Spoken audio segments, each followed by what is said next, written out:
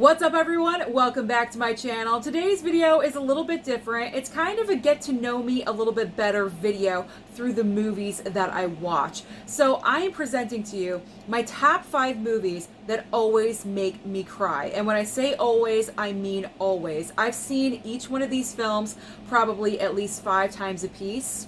Some more than others, I will say that, but minimal 5 times. And every single time I watch them, I cry. I am a bucket of tears. So before I get into showing you what I'm emotional over, if you're brand new here on my channel and you love and adore physical media and everything to do with movies, then consider hitting that red subscribe down below as well as that like button, but most importantly, that notification bell so you don't miss anything in the future. So the movie I'm starting with, it doesn't mean it's the most emotional because I'm starting with it, but it's pretty emotional because you know I love my MCU. How can I not start with Avengers Endgame? And we all know the moment. Well, maybe you don't know the exact moment. You could say Black Widow because you know I love Black Widow. I love me some Natasha. But that is not the moment that truly devastates me. We all know what moment this is.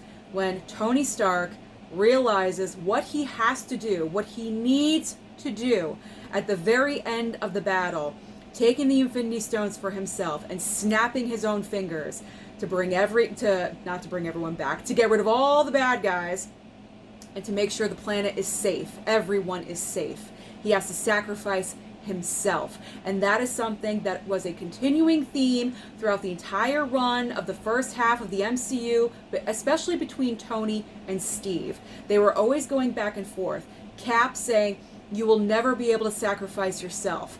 Always saying that Tony was selfish. And in this one moment, this last moment, he had to be selfless. And that is what he did. I'm getting emotional just talking about it right now. As soon as he snaps his fingers, right on through the funeral, the memorial service, when Pepper Potts is laying that memorial wreath in the river, and the camera pans back and shows everyone from the MCU in their dark clothing, I am a wreck. I am a mess. I cannot help myself because literally it's the end of an era. This was the end of our beloved MCU as we knew it. And we knew we were moving on to something different. And we're still in that transition phase. I don't think a lot of us have let go of Cap, Tony, and also Natasha. But we need to, and we need to move on into the future of what the MCU is going to bring. But it's so emotional, I can't do it. Okay. Break away, Susan. Put down Avengers Endgame.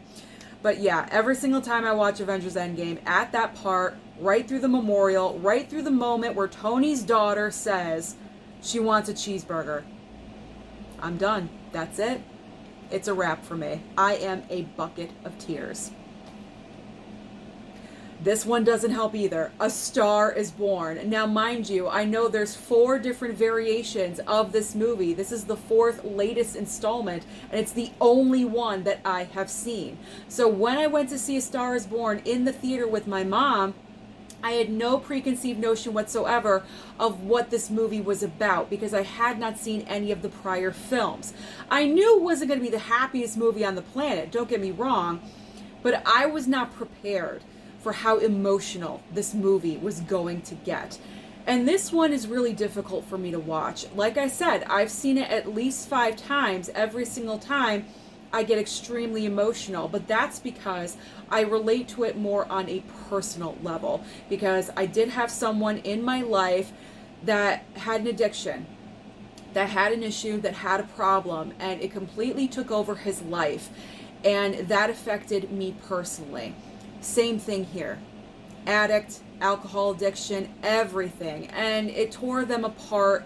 In the end, he felt he wasn't good enough. And of course, tragedy ensues. Every single time I watch this, this is probably the movie that makes me the most emotional because I am so personally connected to it. I have to prepare myself before I watch this film. Honestly, I really do. I have to mentally prepare myself that I'm putting this in and that the parts are coming up that are going to make me emotional because I'm just so very close to it. And I could probably almost start getting emotional right now, as you could see. But let's stop talking about A Star is Born and move on to the third movie in the stack, which is The Help. I love this movie. I absolutely love The Help. The performances given by all of these women they're so fantastic. And I think this movie is underrated. I mean, when it first came out, it was nominated for everything. It was very much in the conversation. But I feel like now, years have passed, no one talks about this movie and how great it is. And it is a fantastic movie driven by amazing performances. But the one performance I'm going to focus on is Viola Davis. And that's why she's one of my favorite actresses right now working today, because the performance that she gives is so outstanding. Now, she was nominated for Best Actress. I believe that was the year that Meryl Streep won for The Iron Lady. I could be wrong.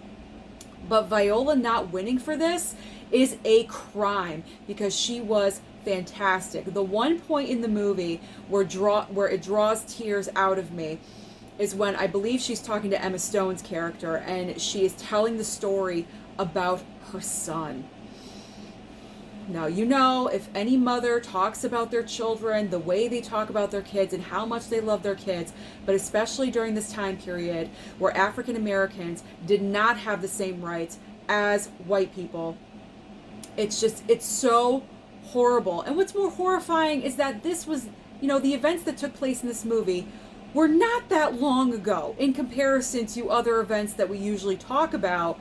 This was, within the past 60 years or so, I believe. So it's pretty crazy. But when Viola Davis is talking about her son, the emotion, the feeling that comes out of her eyes, it's a masterclass. It's a masterclass in acting, and it just raises something up in me. I personally don't have children myself, but it makes me so emotional. You would think I did. You would think I had twins or something like that.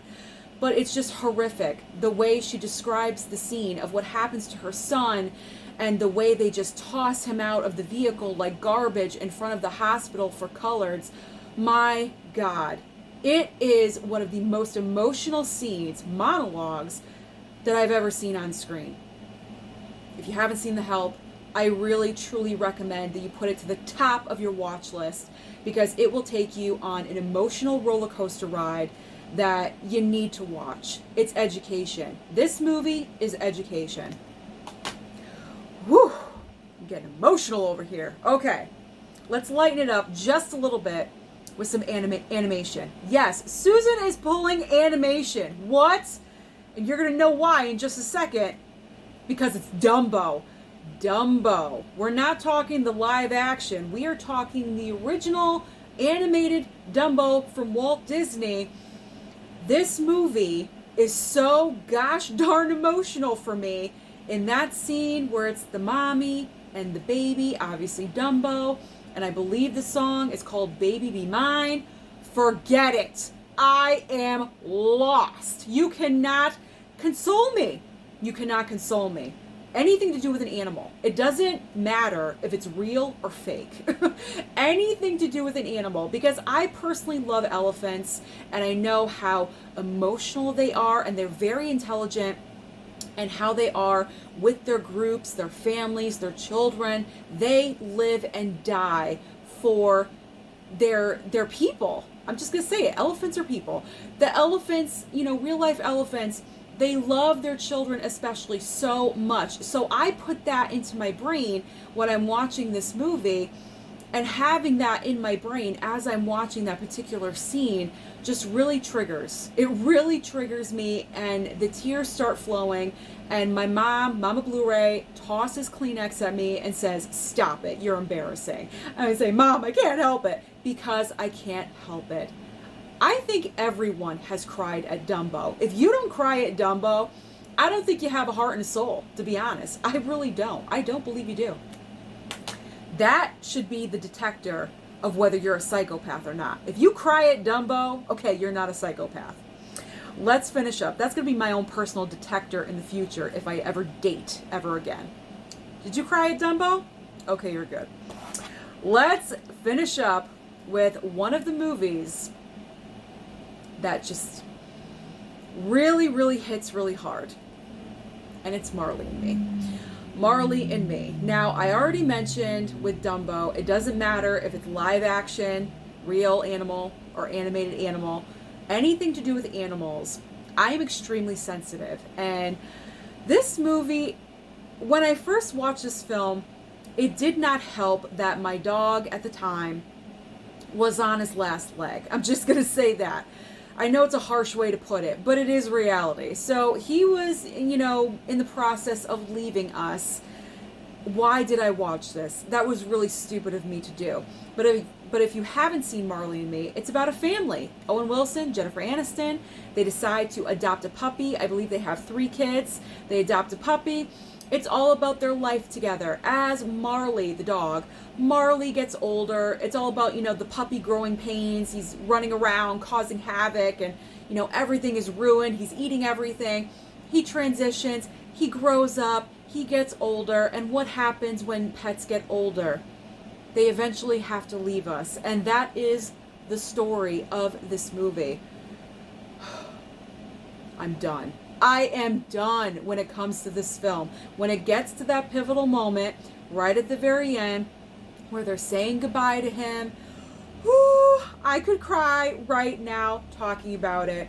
It is not easy for any pet lover or pet owner to watch this film. My mom wanted to watch it. I told her, no, you can't, because she was so attached to our dog, she would not recover. So anything with a dog, she can't. She cannot watch. I ban her from any animal movies like this because she can't handle it. I could barely handle it. But Marley and Me just affects me on another level. Like I said, I can relate to it personally. It is so heartbreaking. It is a good movie, but it's very difficult to watch. It's so difficult. So those are the 5 movies that make me emotional and make me cry. I feel like I've opened up my chest, my heart dumped out on the table for you. But that's so you guys can get to know me just a little bit better, which is the whole purpose of this video. So let me know down below, what movies make you cry the most? Don't forget to like and subscribe before you leave, and I'll see you next time.